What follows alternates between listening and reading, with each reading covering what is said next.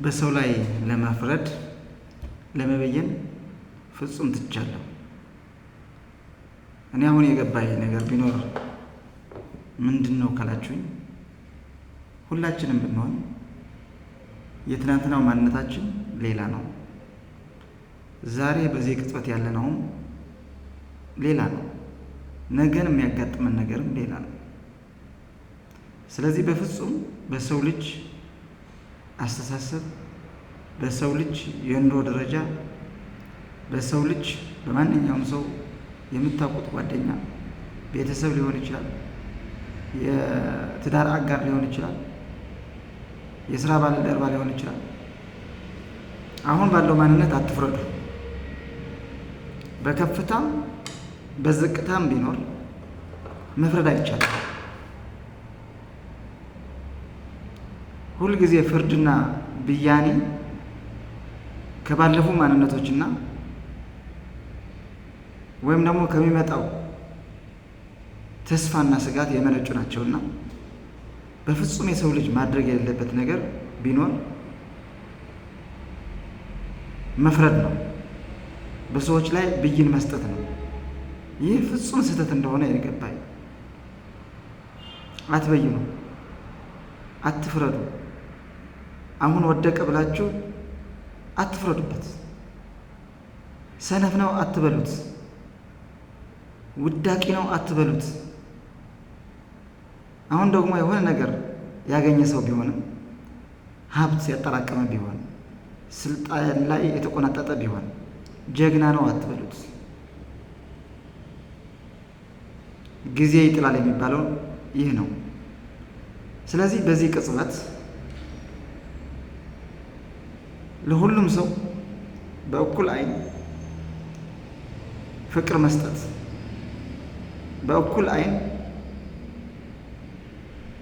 ሰው እንደሆነ ሁሉ ማቅረብ፣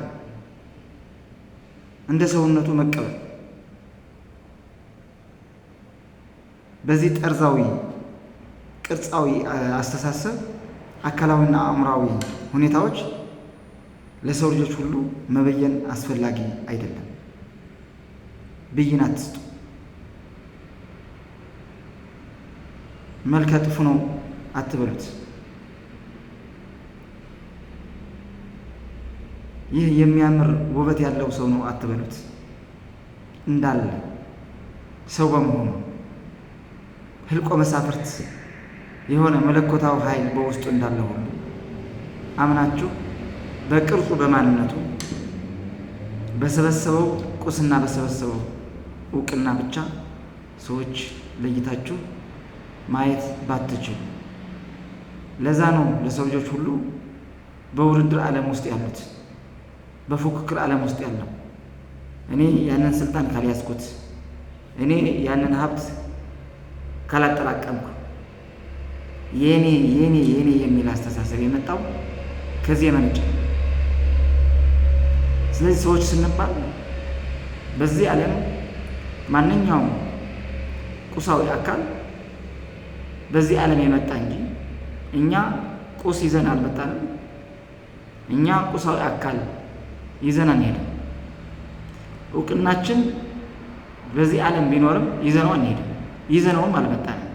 ዛት ሰዋይ ቅዠት ነው ውሸት ነው የሚባለው ማለት ነው። ስለዚህ በዚህ ዓለም ሁሉም ሰው እኩል ነው። እርስ በራሱ በመወዳደር በመፎካከር የሚያደርገው ጥረት አለ። ይህ እኔነት የወለደው ኢጎ ብለን የምንገልጸው አይደንቲቲ ነው። ይህ ቆሻሻ ማንነት ነው። ከዚህ ቆሻሻ ማንነት የምንነጻው አሁን በዚህ ቅጽበት ንቁ በመሆን ነው ማለት ነው።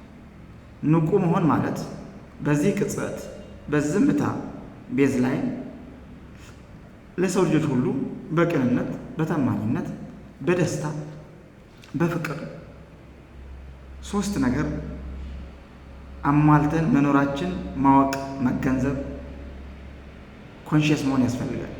አንደኛው ነገር በእያንዳንዱ ቅጽበት በሂደቱ ደስተኛ መሆን ነው። ምንም ይፈጠር ምንም የሰው ልጅ ህይወት በፕሮሰስ ውስጥ ሲያልፍ ነው ስኬታማ የሚሆነው ማለት ነው። በፕሮሰስ ውስጥ ደስተኛ ሲሆን ነው ስኬታማ የሚባለው።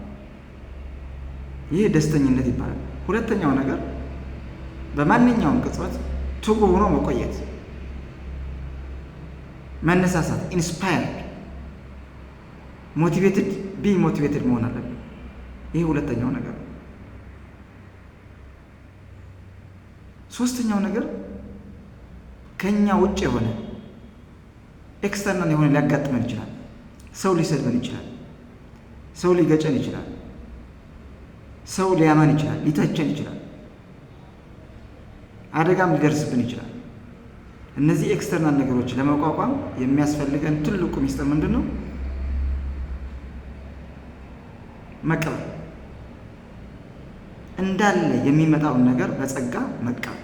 በጸጋ መቀበል ሲባል ይህ የተከሰተው በፈጣሪ ነው። እኔ አላቅም። እኔ ወደዚች ምድር ስመጣ አውቄ አቅጄ ፕላን አድርጌ ነው የመጣሁት። ያመጣኝ የሆነ አካል አለ፣ የሚወስደኝም የሆነ አካል አለ። በዚህ ሂደት ውስጥም በህይወት ሂደት ውስጥም በመኖር ውስጥ የሚያጋጥመኝ ነገሮች ሁሉ ለበጎ ነው። እኔ አላቅም፣ የሚያውቀው ፈጣሪ ነው።